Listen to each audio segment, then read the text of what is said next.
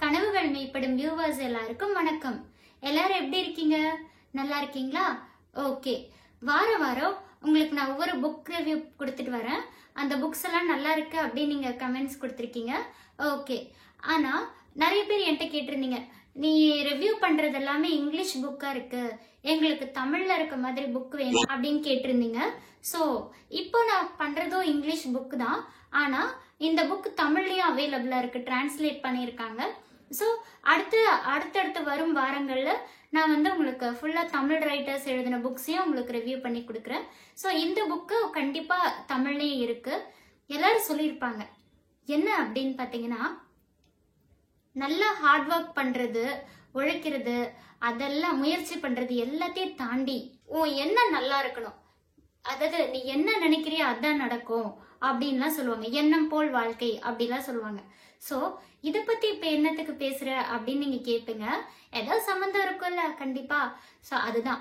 So இப்ப நான் பண்ண போற புக்கும் நம்ம எண்ணத்தை வச்சு எப்படி ரிச் ஆகுறது, ரிச்னா பணக்கார ஆகுது, வெல்தியா இருக்கு, அது மட்டும் கிடையாது, சக்சஸ்ஃபுல்லா எப்படி நம்ம வருது அப்படின்றத இந்த புக்கு பேசுது. So are you ready? Okay.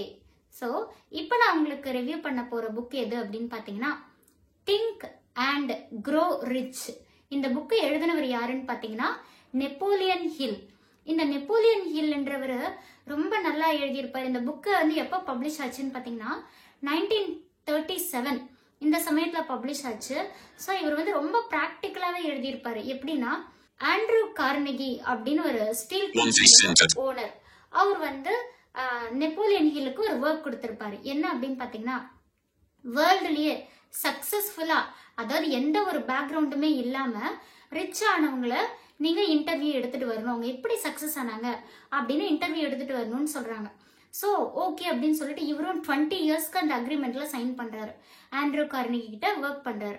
அப்போ மோர் தென் 25 இயர்ஸ் இந்த மாதிரி நிறைய பீப்புள 500க்கு மேல கோடீஸ்வரர்கள் இன்டர்வியூ பண்ணி எப்படி அவங்கள சக்சஸ் ஆனாங்க அப்படின்றத வச்சு 25 இயர்ஸ்க்கு அப்புறம் தான் அந்த தாட் எல்லாம் வச்சுதான் இந்த புக் எழுதியிருக்காரு, திங்க் அண்ட் க்ரோ ரிச் அப்படின்றது. ஸோ 25 இயர்ஸோட உழைப்பு தான் இந்த புக்கு. இது இன்னமும் நமக்கு புக் நல்லா ரன் ஆயிட்டு இருக்கு. ஸோ இதுல சக்சஸ்ஃபுல்லா ஆகணும், ரிச் ஆகணும்னா ஒரு 13 ஸ்டெப்ஸ் சொல்லியிருப்பாரு. ஆனா 13 ஸ்டெப்ஸும் நம்ம ரிவ்யூ பண்ண போறது இல்ல, உங்களுக்கு ஒரு 6 ஸ்டெப்ஸ் வித் எக்ஸாம்பிள்ஸோட உங்களுக்கு சொல்ல போறேன். ஓகேவா? ஃபர்ஸ்ட் ஸ்டெப், அதாவது ஏன் நம்ம ஹார்ட் ஒர்க் பண்றதை விட எண்ணத்துக்கு பவர் அதிகமா இருக்குன்னா, நம்ம என்னாலலாம் எண்ணத்த முடியும், நான்லாம் வேஸ்ட் அப்படின்னு நினைச்சோம்னா நம்ம அப்படியே நெகட்டிவாவே தான் இருப்போம். ஆனா இதே பாசிட்டிவா நம்ம நினைச்சோம்னா நம்ம எண்ணத்துக்கு ஒரு கண்டிப்பா பவர் இருக்கு. ஸோ எண்ணம் ஆக்ஷனா மாறணும்னா நம்ம ஃபர்ஸ்ட் நம்மளோட எண்ணத்தை ஒரு செயலா மாத்தணும். செயல் தான் வடிவமா பெறும். ஓகேவா? ஸோ இப்போ ஃபர்ஸ்ட் ஸ்டெப்குள்ள போயிடலாம்.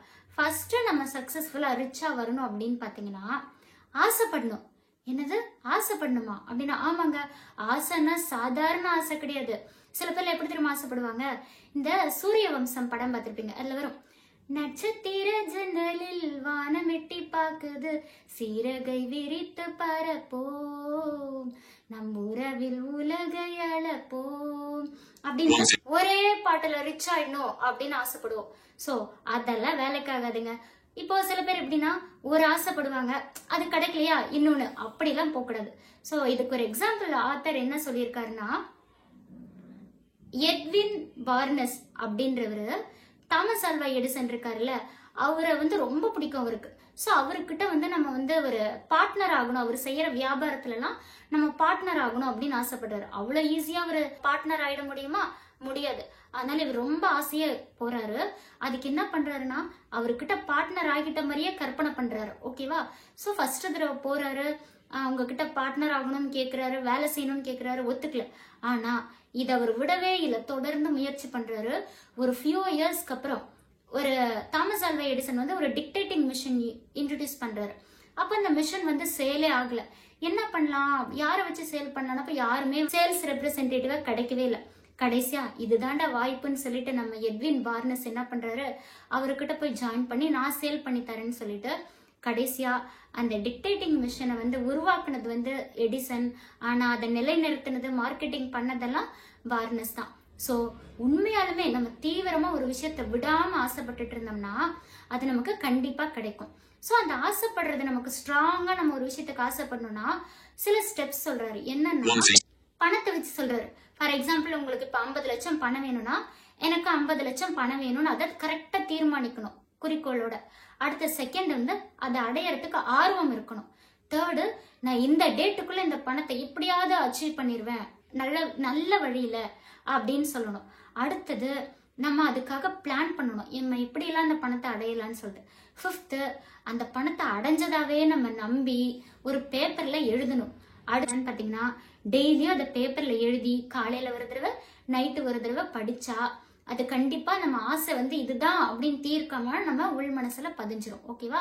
இதுதான் ஆசைப்படணுன்றது. செகண்ட், நம்பணும். ஃபெய்த், நான் சக்சஸ் ஆவேன் அப்படின்னு நம்பணும், ரிச் ஆவேன் அப்படின்னு நம்பணும். இதுக்கு ஒரு எக்ஸாம்பிள் பாத்தீங்கன்னா மார்கோனி. யார் அது மார்கோனி அப்படின்னு கேட்டீங்கன்னா ரேடியோ கண்டுபிடிச்சார்ல, அவர் சொல்றாரு காத்துலயே டிராவல் ஆகி நம்ம சொல்ற மெசேஜ் எல்லாம் மத்தவங்களுக்கு ரீச் ஆகும், அதுக்கு ஒரு டிவைஸ் நான் கண்டுபிடிக்க போறேன்னு. இவர் எல்லாரும் என்ன சொன்னாங்கன்னா மனநலம் பாதிக்கப்பட்டுருச்சுன்னு சொல்லி மனநல காப்பகத்தை கூட்டு போறாங்க. ஆனா அவர் அதெல்லாம் கண்டுக்காம நம்பினாரு. கடைசியா ரேடியோவை கண்டுபிடிச்சாரு. சோ யார் என்ன சொன்னாலும் உன்னால முடியாது நீ வேஸ்ட் அப்படின்னு சொன்னாலும் நம்ம அதை நம்ப கூடாது. தீர்க்கமா என்னால இதை முடியும் அப்படின்னு நம்ம மேல நம்ம நம்பிக்கை வைக்கணும். அடுத்தது தேர்ட் ஸ்டெப் என்ன அப்படின்னு பாத்தீங்கன்னா வடிவேல் சொல்ற மாதிரி பிளான் பண்ணணும். பிளான் பண்ணாம எதையுமே பண்ணக்கூடாது. ஓகேவா? சோ என்னன்னா நம்ம ஆர்கனைஸ்டா பிளான் பண்ணணும். ஃபர்ஸ்ட் என்ன பண்ணணும், என் குறிக்கோள் அடைய எப்படி பண்ணணும், அதை எப்ப பண்ணணும் அப்படின்ற மாதிரி கரெக்டா பிளான் பண்ணி அடிக்கணும். ஓகேவா? அடுத்து நெக்ஸ்ட் என்னன்னு பாத்தீங்கன்னா ஸ்பெஷலைஸ்டு நாலேஜ். அப்படின்னா நம்ம ஒரு துறையில இருக்கோம்னு வச்சுக்கோங்களேன், அதுல வந்து நாலேஜ் கெயின் பண்றோம். கெயின் பண்றதோட நிறுத்திக்கலாமா? நிறுத்தக்கூடாது. அதை எப்படி நம்ம பிராக்டிக்கலா அப்ளை பண்றோம் அப்படின்றதுலதான் சக்சஸ் இருக்கு. நான் நிறைய படிச்சிருக்கேன், எனக்கு அது தெரியும் இது தெரியும் அப்படின்லாம் சொல்றதை விட ஸ்டாப் பண்ணிட்டு அதை நம்ம பிராக்டிக்கலா அப்ளை பண்ணி காட்டும் போதுதான் நமக்கு சக்சஸ் நம்மள தேடி வரும். அடுத்தது இமேஜினேஷன்.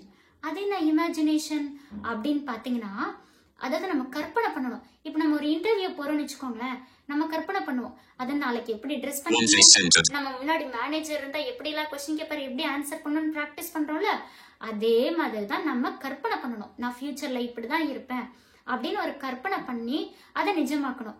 இதுக்கு ஒரு எக்ஸாம்பிள் பாத்தீங்கன்னா ஒருத்தர் நான் வந்து ஒரு ட்ரிங்க் இன்ட்ரோடியூஸ் பண்ணுவேன், அந்த ட்ரிங்கை வந்து ஃபியூச்சர்ல எல்லாரும் அதை குடிப்பாங்க, அது கண்டிப்பா ஃபேமஸ் ஆகும் அப்படின்னு ஒருத்தர் கற்பனை பண்ணிக்கிட்டே இருந்தாராம். கடைசியா அது பெரிய கம்பெனியாவும் உருவாச்சான். அது யாரும் இல்லைங்க, ஏசா கேர்னர் அப்படின்றவர்.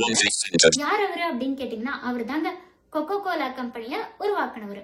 ஓகேவா? சோ அப்ப நமக்கு ஒரு ஸ்ட்ராங்கா ஒரு இமேஜினேஷன் இருந்ததுன்னா கண்டிப்பா நம்மளால சக்சஸ்ஃபுல்லா அடைய முடியும். அடுத்த கடைசி ஸ்டெப் என்ன சொல்றாரு ஆத்தர்னா, எல்லா ஸ்டெப்ஸும் நம்ம இம்ப்ளிமெண்ட் பண்ணிட்டோம், ஆனா சக்சஸ் கிட்ட வரப்ப நம்ம சில பேரு அத போ எனக்குலாம் ரொம்ப சலிப்பா இருக்கு டயர்டா இருக்குன்னு விட்டுருவோம். அதுக்கு என்ன வேணும் நமக்குன்னா பொறுமை. நமக்கு பொறுமை அப்படின்றது கண்டிப்பா இருக்கணும். இதுக்கு ஒரு எக்ஸாம்பிள் யாருன்னு பாத்தீங்கன்னா டார்பின்ற ஒரு மைனிங் பண்றாரு. என்னன்னா இந்த இடத்துல கோல்டு கிடைக்கும் அப்படின்னு எல்லாரும் சொல்றாங்களேன்னு சொல்லிட்டு நிறைய மெஷின்ஸ் எல்லாம் எடுத்துட்டு போயிட்டு நல்லா குழி தோண்டி பாக்குறாராம், உள்ள போயிட்டு பாக்குறாராம். ஆனா அதுல ஒரு சில மெட்டல்ஸ் கிடைக்குது, அதை செக் பண்ணி பார்க்கும்போது உள்ள கண்டிப்பா கோல்டு இருக்குன்றது தெரிய வருது. சரின்னு சொல்லிட்டு அந்த தோண்டிட்டே போறாரு.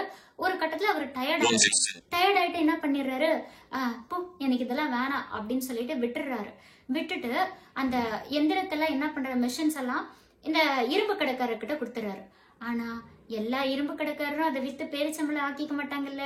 சோ இந்த இரும்பு கடைக்காரர் என்ன பண்றாருன்னா டார்பி எந்த இடத்துல விட்டாரோ அந்த இடத்துல தோன்றாரு. கரெக்டாங்க ஒரு 3 அடி கழிச்சு கோல்டு கிடைக்குது. சோ டார்பி இன்னும் கொஞ்சம் ஒரு 3 அடிக்கு பொறுமையா இருந்திருந்தானா சக்சஸ் கிடைச்சிருக்குமா கோல்டு? நம்மளும் அதே தப்பு தாங்க பண்றோம். பொறுமை அப்படின்றது நம்ம கிட்ட இல்ல. சோ பொறுமையா இருந்தா நமக்கு சக்சஸ் கண்டிப்பா வரும்.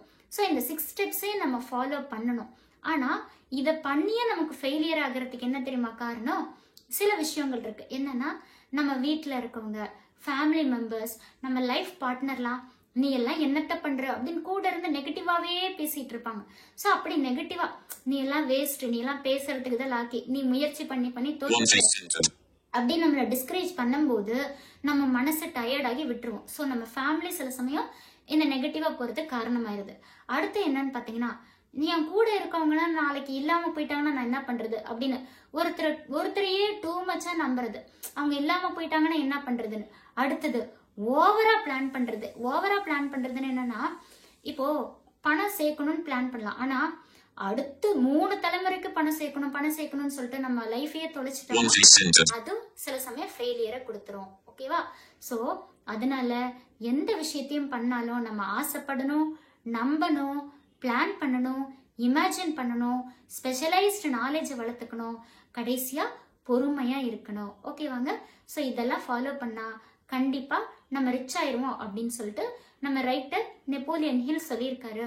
கண்டிப்பா வாய்ப்பு கிடைச்சா நீங்க இந்த புக்கை வாங்கி படிங்க. தமிழ்ல இருக்கு. ஸோ கண்டிப்பா நீங்க என்ஜாய் பண்ணலாம். உங்களுக்கு இதுல ஏதாவது ஃபீட்பேக் என்கிட்ட சொல்லணும் அப்படின்னு தோணுச்சுனாலும் உங்க கமெண்ட் வழியா எனக்கு சொல்லுங்க. இல்ல ஏதாவது புக் சஜஸ்ட் பண்றதுனாலும் பண்ணுங்க. மறக்காம லைக் பண்ணுங்க, கமெண்ட் பண்ணுங்க, ஷேர் பண்ணுங்க, நோட்டிபிகேஷன் ஐக்கானை கிளிக் பண்ணிக்கோங்க. அப்பதான் நான் ஒவ்வொரு தடவை போடுற வீடியோ உங்களுக்கு நோட்டிபிகேஷனா உங்களை வந்து சேரும். அண்ட் மெயினா சப்ஸ்கிரைப் பண்ணுங்க. Okay, thank you.